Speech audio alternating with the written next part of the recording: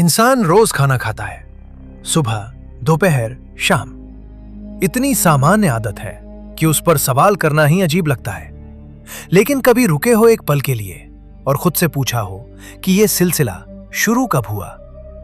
हम मान लेते हैं कि दिन में 3 बार खाना नॉर्मल है, जरूरी है, नेचुरल है। पर सच यह है कि यह जरूरी शरीर के लिए नहीं, दिमाग के डर के लिए है।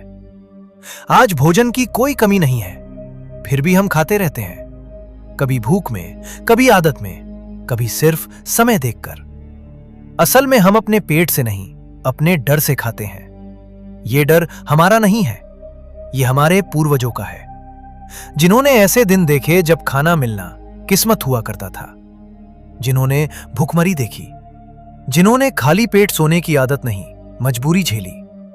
उनका यह डर सिर्फ याद बनकर नहीं रह गया, वो उनके शरीर में रिकॉर्ड हो गया।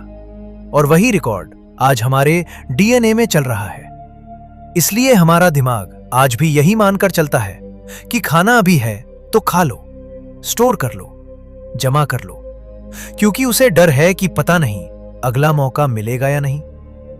इसी डर की वजह से दिमाग शरीर को बार बार याद दिलाता है कि कुछ खा लो, भले भूख ना हो, और शरीर आदेश मान लेता है।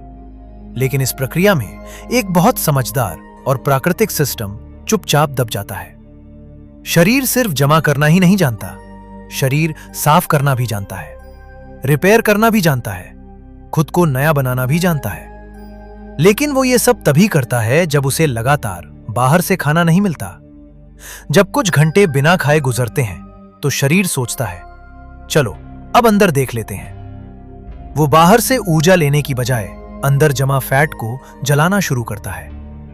और जैसे जैसे ये समय बढ़ता है, शरीर एक और गहरे मोड में चला जाता है।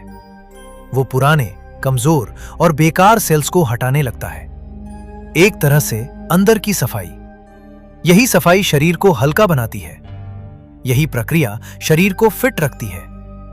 यही कारण है कि कुछ लोग उम्र में बड़े होकर भी थके हुए नहीं लगते। लेकिन आज हमने इस सिस्टम को काम ही नहीं करने दिया।